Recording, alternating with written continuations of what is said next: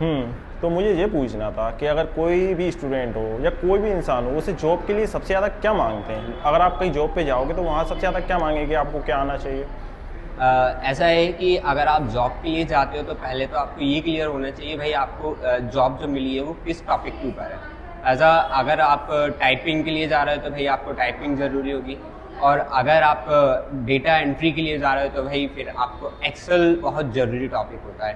तो आपको एक्सेल तो आना ही चाहिए, साथ ही साथ इसमें टाइपिंग्स भी आपकी क्लियर होनी चाहिए। तो ये आपने सही तो बोला, पर क्या है ना कि कोई भी जॉब के लिए जाता है तो उससे सबसे ज़्यादा ये बोलते हैं कि आपको कंप्यूटर आना चाहिए। अब कंप्यूटर तो इतना है कि उसमें बेसिक टेली वगैरह सब कुछ होता है, तो सबसे ज़्यादा इंपॉर्टेंट क्या रहता है कंप्यूटर में? देखिए ऐसा है, कंप्यूटर में सबसे ज़्यादा जो यूज़ होती है, डिमांड जो होती है वो होती है डेटा एंट्री की।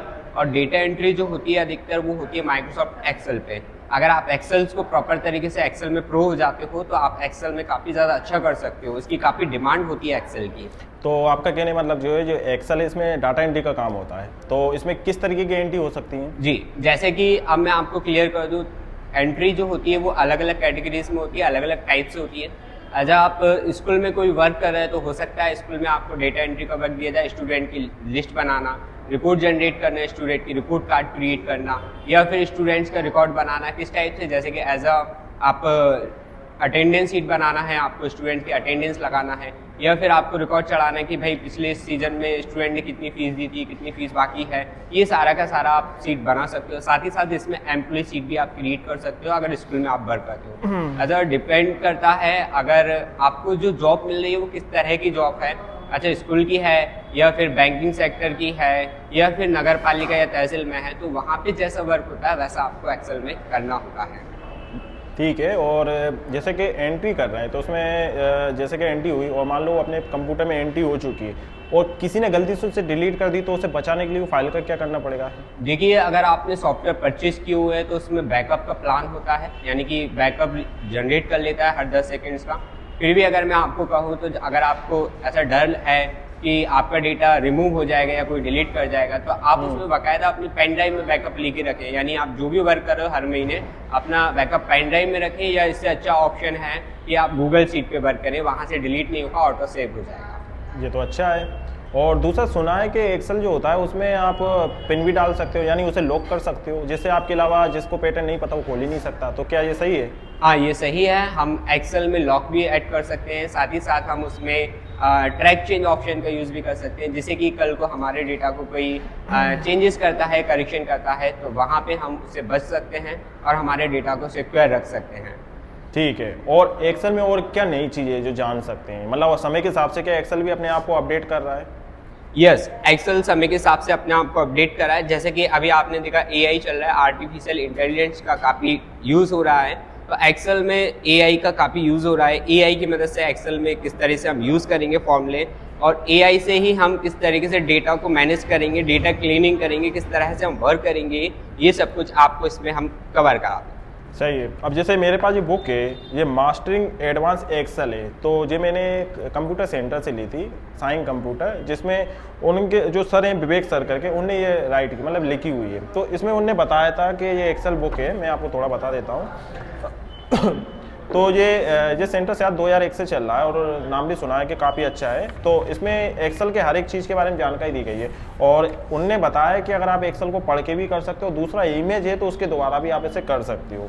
तो क्या इससे भी ईजिली रहता है करना, कि अगर कोई व्यक्ति ने सीख लिया हो तो भूल नहीं सके, अगर उसे आ नहीं रहा तो बुक की मदद से भी कर सकते हैं क्या? यस, ऑफकोर्सली कर सकता है, लेकिन इसमें भी एक तरीका होता है। बुक से भी अगर आप पढ़ रहे हो तो पहले आपको थोड़ा सा क्या करना होता है, बुक्स को थोड़ा रीड करें, उसमें क्या लिखा हुआ है प्रॉपर तरीके से, फिर उस बुक्स का जो टाइप किया हुआ डेटा है उसको आप अप्लाई करें, यानी कि वो बुक क्या बोलना चाह रही है, उसका अंदर जो लिखा है वो डेटा क्या बोलना चाह रहा है। अगर आप इस तरह से प्रॉपर तरीके से करोगे बुक्स में से भी, तो बाकी में बहुत अच्छा सीख सकते हो।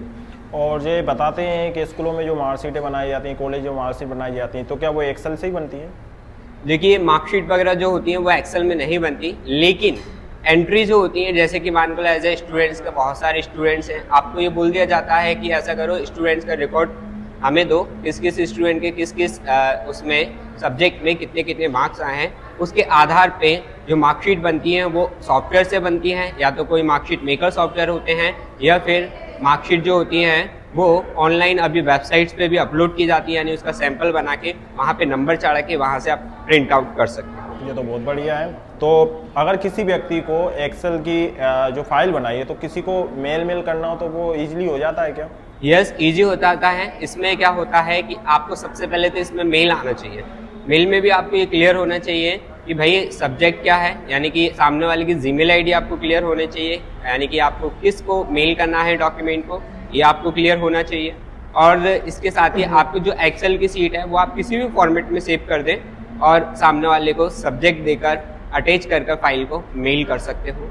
ये तो और अच्छी बात है। अब इसमें ये पूछ रहा है कि किसी व्यक्ति यानी कोई भी हो उसे अगर एक्सेल आता ही ना हो बिल्कुल, अगर वो सीखना चाह रहा है तो उसे कितने दिन लग जाएंगे सीखने में? देखिए, अगर आप बेसिक सीखते हो एक्सेल में तो आप 10 से 15 दिन में सीख जाते हो, लेकिन अगर आप एडवांस लेवल का सीखते हो एमएस एक्सेल तो 1 से लेके 1.5 मंथ में आप इसे कवर कर सकते हो। लेकिन अगर बात करें तो एक्सेल जो है वो छोटा मोटा टॉपिक नहीं है, एक्सेल जो है अपने आप में बहुत बड़ा टॉपिक है। तो अगर आप इसको रेगुलरली सीखते रहें, यानी वर्क के साथ सीखते रहें, तो इसमें बहुत कुछ है।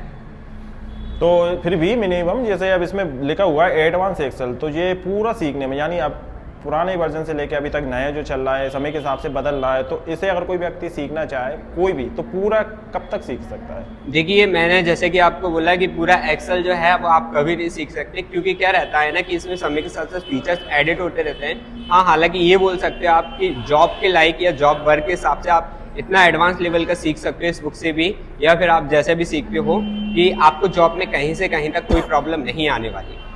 ठीक है, आपने मुझे जो जानकारी दी वो मुझे पूरी तरीके से मिल गई। मतलब इतना समझ में आ रहा है कि एक्सेल एक जॉब के लिए डाटा एंट्री का काम होता है, जिसमें अगर कोई अच्छे सीख लेता तो उसे अच्छे से जॉब मिल सकती है, जिसमें वो एंट्री कर सकते हैं। जैसे कि आपने बताया डाटा एंट्री, तो डाटा एंट्री मतलब जैसे कोई स्टूडेंट है या कोई व्यक्ति है तो उसका नाम, एड्रेस, कॉन्टैक्ट नंबर वगैरह वगैरह, ये सारी एंट्री ऐसी ही होती होंगी। यस, डेटा एंट्री का जो भी वर्क है एक्सेल में है। और फीस मिस का रिकॉर्ड यानी फीस स्ट्रक्चर वगैरह ये भी हाँ, ऐसे ये होता है? सब कुछ आप रख सकते हो, बाकायदा रख सकते हो। तो थैंक यू, आपने मुझे काफ़ी अच्छी एक्सेल की जानकारी दी और मैं चाहूँगा कि ये वीडियो और लोगों तक पहुँचे और अच्छे से इसे देखें, जिससे पता चले कि जॉब के लिए क्या सबसे ज़्यादा इंपॉर्टेंट है। एक्सेल ज़्यादा इंपॉर्टेंट है, बाकी और भी चीज़ होती है, पर आपका कहना यह है कि एक्सेल ज़्यादा मांगा जाता है।